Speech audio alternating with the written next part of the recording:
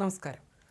പ്രധാനമന്ത്രി നരേന്ദ്രമോദി ഇസ്രയേൽ സന്ദർശിക്കാൻ ഒരുങ്ങുന്ന വേളയിൽ ഇന്ത്യയുടെ പ്രതിരോധ ശേഷി അടിമുടി മാറ്റാൻ ശേഷിയുള്ള തന്ത്രപ്രധാനമായ മിസൈൽ വാഗ്ദാനം ചെയ്തിരിക്കുകയാണ് ഇസ്രയേൽ. 2000 കിലോമീറ്റർ പരിധിയും ബ്രഹ്മോസിനേക്കാൾ വേഗതയുമുള്ള ഇസ്രയേലിന്റെ ഗോൾഡൻ ഹൊറൈസൺ മിസൈൽ വാഗ്ദാനം ചെയ്തിരിക്കുന്നതായിട്ടാണ് റിപ്പോർട്ടുകൾ.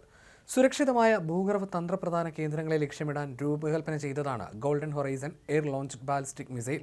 ഈ മിസൈൽ ഇന്ത്യക്ക് നൽകാമെന്ന് ഇസ്രായേൽ വാഗ്ദാനം ചെയ്തതായിട്ടാണ് റിപ്പോർട്ടുകൾ പുറത്തു വന്നിട്ടുള്ളത്. എന്നാൽ ഇക്കാര്യത്തിൽ ഇരു രാജ്യങ്ങളുടെയും ഭാഗത്തു നിന്ന് ഔദ്യോഗിക സ്ഥിരീകരണങ്ങൾ ഇതുവരെ ഉണ്ടായിട്ടില്ല.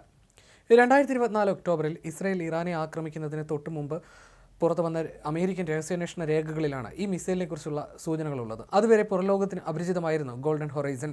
ഇസ്രയേലിലെ സിൽവർ സ്പാരോ എന്ന മിസൈലിൽ നിന്നാണ് ഈ പുതിയ സംവിധാനം വികസിപ്പിച്ചെടുത്തതെന്നാണ് കരുതപ്പെടുന്നത്. കരാർ യാഥാർത്ഥ്യമായാൽ ഈ മിസൈൽ സാങ്കേതികവിദ്യ ലഭിക്കുന്ന ആദ്യ രാജ്യമാകും ഇന്ത്യ. ഭൂഗർഭ ബങ്കറുകൾ, ശക്തിപ്പെടുത്തിയ സൈനിക കേന്ദ്രങ്ങൾ, ആണവ നിലയങ്ങൾ എന്നിവ തകർക്കാൻ പ്രത്യേകം രൂപകൽപ്പന ചെയ്ത ഈ മിസൈൽ ശത്രു രാജ്യങ്ങളുടെ പ്രതിരോധ കോട്ടകളെ നിഷ്പ്രഭമാക്കാൻ ശേഷിയുള്ളതാണ്. ഈ മാസം 25, 26 തീയതികളിലാണ് പ്രധാനമന്ത്രി നരേന്ദ്രമോദി ഇസ്രായേൽ സന്ദർശിക്കുന്നത്. 2017 ശേഷം പ്രധാനമന്ത്രി നരേന്ദ്രമോദി നടത്തുന്ന രണ്ടാമത്തെ ഇസ്രായേൽ സന്ദർശനമാണിത്.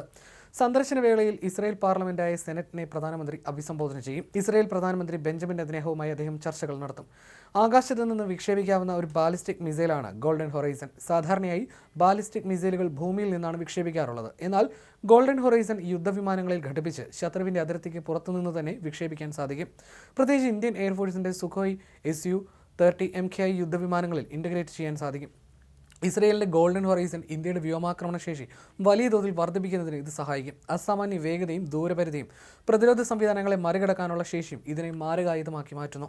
ഏകദേശം 1000 മുതൽ 2000 കിലോമീറ്റർ വരെ പ്രഹരപരിധിയുള്ള ഈ മിസൈലിന് ഹൈപ്പർസോണിക് വേഗം കൈവരിക്കാനുള്ള ശേഷിയുണ്ട്. അതിനാൽ നിലവിലെ വ്യോമ പ്രതിരോധ സംവിധാനങ്ങൾ ഉപയോഗിച്ച് ഇതിനെ തടയുക എന്നത് അങ്ങേയറ്റം വെല്ലുവിളിയാണ്. ഇന്ത്യയുടെ നിലവിലെ ബ്രഹ്മോസ് മിസൈലിനേക്കാൾ വേഗതയേറിയതുമാണ്. ബ്രഹ്മോസിന് ശബ്ദത്തേക്കാൾ 3 മടങ്ങ് വേഗമാണുള്ളത്. സൂപ്പർസോണിക് ക്രൂസ് മിസൈൽ വിഭാഗത്തിൽ ലോകത്തിലെ ഏറ്റവും വേഗമേറിയതാണ് ബ്രഹ്മോസ്. ഇന്ത്യ നിലവിൽ ഉപയോഗിക്കുന്ന ടാക്ടിക്കൽ മിസൈലുകളിൽ നിന്ന് വ്യത്യസ്തമായ വിഭാഗത്തിലാണ് ഈ മിസൈൽ ഉൾപ്പെട്ടതെന്ന് വിദഗ്ധർ പറയുന്നു. ഏകദേശം 400 കിലോമീറ്റർ പരിധിയിലുള്ള ലോറ, 250 കിലോമീറ്റർ പരിധിയുള്ള റാംപേജ് എന്നീ മിസൈലുകൾ ഇസ്രായേൽ നേരത്തെ ഇന്ത്യക്ക് നൽകിയിട്ടുണ്ട്. റഡാർ സ്റ്റേഷനുകൾ, കമാൻഡ് സെന്ററുകൾ, വെടിക്കോപ്പ് ശാലകൾ എന്നിവ തകർക്കാനാണ് ഇവ പ്രധാനമായും ഉപയോഗിക്കുന്നത്. എന്നാൽ ഗോൾഡൻ ഹൊറൈസൺ ഭൂഗർഭ ബങ്കറുകളും ആണവ കേന്ദ്രങ്ങളും പോലുള്ള അതീവ സുരക്ഷയുള്ള ലക്ഷ്യങ്ങളെ തകർക്കാൻ പ്രത്യേകം രൂപകൽപ്പന ചെയ്തതാണ്. ഇസ്രയേലുമായിട്ടുള്ള കരാർ യാഥാർത്ഥ്യമായാൽ വ്യോമസേനയുടെ സുഖോയ് 30 MKI യുദ്ധവിമാനങ്ങളിലാകും ഇത് ഘടിപ്പിക്കുക. ഇസ്രയേലിന്റെ ഈ വാഗ്ദാനം ഇന്ത്യ ഗൗരവകരമായി പരിഗണിച്ചു വരികയാണെന്നാണ് റിപ്പോർട്ടുകൾ. ഇന്ത്യയുടെ വ്യോമാക്രമണങ്ങൾ കൂടുതൽ മാരകമാക്കാൻ ഈ മിസൈലിന്റെ സാന്നിധ്യം സഹായിക്കും. നിലവിൽ പാകിസ്ഥാന്റെ പക്കൽ ഇത്തരം ആയുധമില്ല. എന്നാൽ ചൈനയുടെ പക്കൽ JL-1 എന്ന യുദ്ധവിമാനങ്ങളിൽ നിന്ന് വിക്ഷേപിക്കാവുന്ന ബാലിസ്റ്റിക് മിസൈലുണ്ട്. ഇന്ത്യയുടെ പക്കൽ നിലവിലുള്ള ബ്രഹ്മോസ് മിസൈലുകൾക്ക് 300 മുതൽ 500 കിലോമീറ്റർ പരിധിയാണുള്ളത്. ഇതിനൊപ്പം ഗോൾഡൻ ഹൊറൈസൺ കൂടി ചേരുന്നതോടെ ദീർഘദൂര ആക്രമണങ്ങളിൽ ഇന്ത്യക്ക് ഏഷ്യയിൽ തന്നെ അജയ്യമായ സ്ഥാനം തന്നെ ലഭിക്കും.